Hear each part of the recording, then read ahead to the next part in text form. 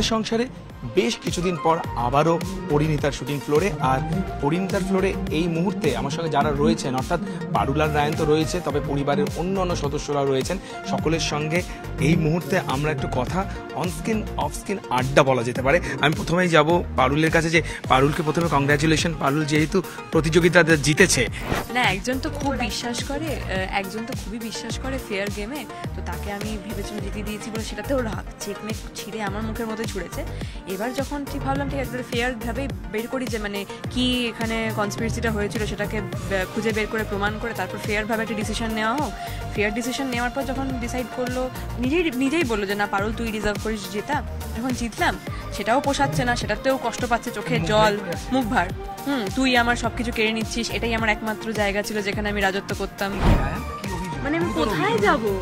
না আমি bright minds এর বেতাজ বাদশা ছিলাম, ব্যাক টু ব্যাক চ্যাম্পিয়ন। মানে আমি যবে থেকে ব্রাইট মাইন্ডসে এসেছি ফার্স্ট ইয়ার থেকে আমি দি চ্যাম্পিয়ন। সেখানে একটা ন্যাড়াগোলের মেয়ে এসে আমার জায়গা নিয়ে নেবে, এটা আমি কি করে? এক্স্যাক্টলি, একদম ঠিক। কি বললে বলো? আমি এবার বাড়ির ভাই বোনদের কাছে আসবো, যে বলো তো জেতার পরে কি কনসিকুয়েন্সেস? যেটা আমি বললাম যে মেল ইগো হার্ট হয়েছে, হয় ওর একটা গড কমপ্লেক্স আছে যে আমি সর্বের সর্বা, ইউনিভার্সিটি মানেই আমি দল বদলু।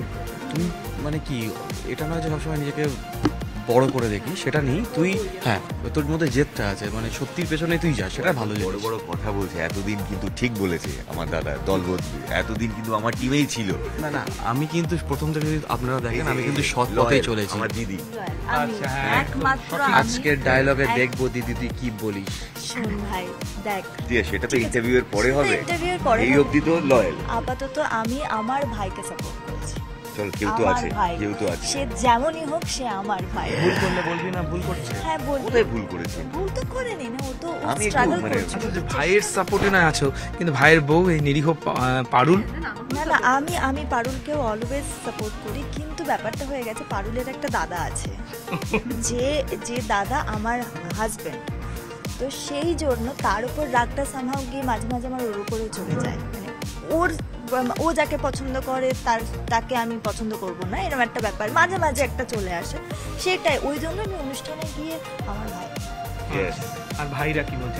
কিন্তু মাঝে মাঝে দিদি তুই এটা কেন করে যে প্রেম নিয়ে তাকিয়ে থাকিস গোপালদার দিকে, চোখ একেবারে চোখ সরায় না এইভাবে তাকিয়ে থাকে, সেটা কি? আর কোথায় ক্যালিফোর্নিয়া যাওয়ার কথা ছিল, সব ছেড়ে ছুড়ে চলে এলো আবার ব্যাক টু ন্যাড়াগোল। কেন তুইও তো এসেছিস বল।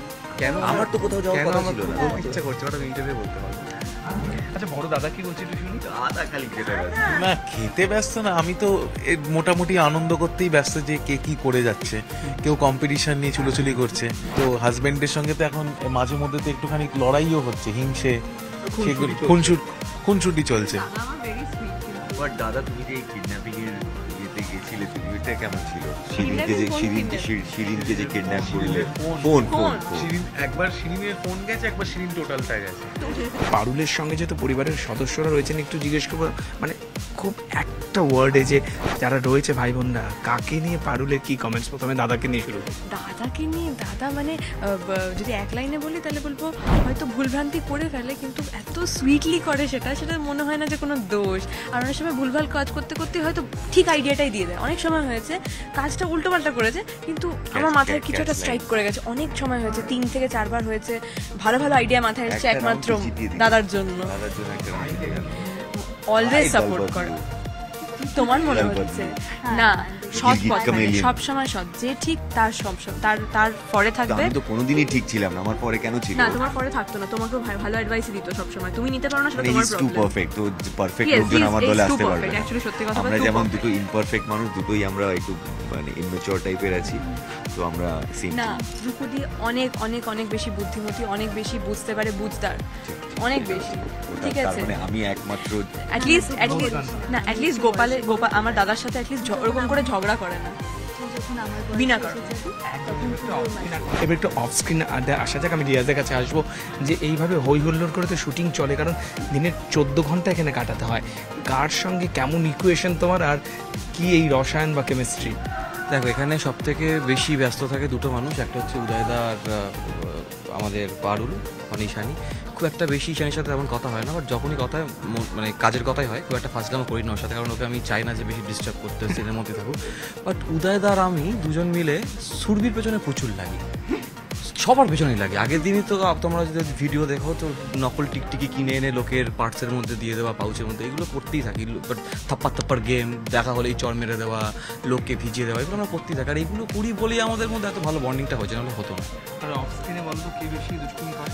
অফ স্ক্রিন এই যে এদিকে ওটা বল, এই তোর জুতোর মধ্যে ওই মানে কোনো কারণ নেই, আমি পাটা তুলে একটু দুই ভাই? বসেছি। আমি দুই ভাই, ঠিক আছে দুই ভাই করে, কিন্তু এই হচ্ছে মানে মেন হেডমাস্টার, ঠিক আছে।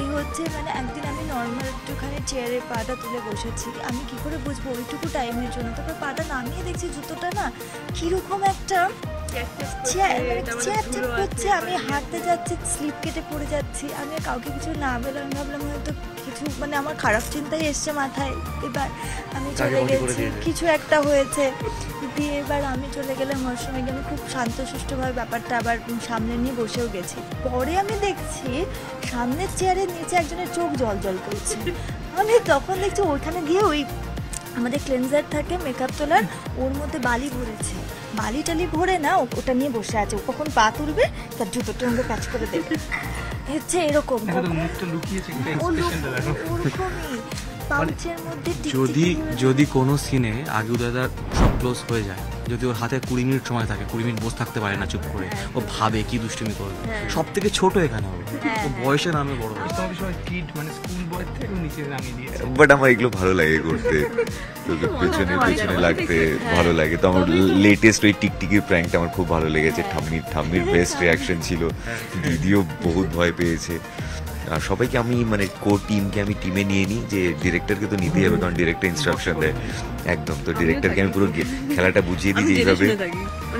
লাস্ট ট্রিকটা ওর সাথে আমি করতে পারিনি, বিকজ ও পাউচ ক্যারি করে না, না হলে ওর পেছনেও করতো না, ওর সাথে এত এরকম হয়ে গেছে যে ও এখন এক্সপিরিয়েন্স, ও জানে কিছু না কিছু হয়ে যাবে। সব থেকে রাগ কখন হয় বলো তো উদয়দা? ধরো উদয়দা এসে আমাদের কাছে ব্রিফ করলো আইডিয়াটা, ঠিক আছে, সেখানে ঈশানী আছি, আমরা সবাই আছি, ঠিক আছে ফাইন, কাজটা করে না এমন একটা রিয়াকশন দেবে সবাই বুঝেই যাবে যে কাজটাও করেছে। আমি বলি কেন ভাই করলি যখন ভালো করে কর, এমন রিয়াকশন দেবে সব নিজেই ধরা পড়ে যাবে, মানে হাসি পেয়ে যায়। মানে রিয়েল আর্টিস্ট হতে পারিনি না, যখন যেই ট্রিকটা মানে অ্যাপ্লাইড হয়ে যায়, যখনই আমি সাকসেস পেয়েছি, আমি খুব তাড়াতাড়ি সেটাকে সেলিব্রেট করা শুরু করে দিই, হয়ে গেছে, তখনই লোকজন বুঝে যায়। ঈশানী কি বলে, তোমার লেগ পুল কেউ করে বা তুমি করো? না আমি করি না, আমাকে করতে পারেনি। পারুল যেমন সাথীর, ঈশানীও সাথীর, তো বুঝে যায় যে আমার পেছনে কিছু একটা হতে চলেছে। বুঝে যাই আমি। তোমার লেগ পুল কে বেশি করে? সবাই পারে না মাঝে মাঝে চেষ্টা করে, কিন্তু ওরকম ভাবে পারে না, তাই আমাকে দলেই নিয়ে নেয়। তুমি নেক্সট যেবার আসবে দেখেছো, এই দেখো কিছু একটা ভাববে। কে বেশি দুষ্টু বলো তো এবার ক্যামেরার সামনে বলো। অবভিয়াসলি এটার কোনো উত্তর মানে এর বাইরে হতেই পারে না।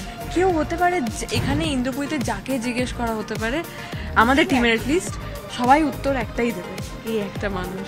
তাহলে বোঝাই যাচ্ছে যে দুষ্টু রায়ান।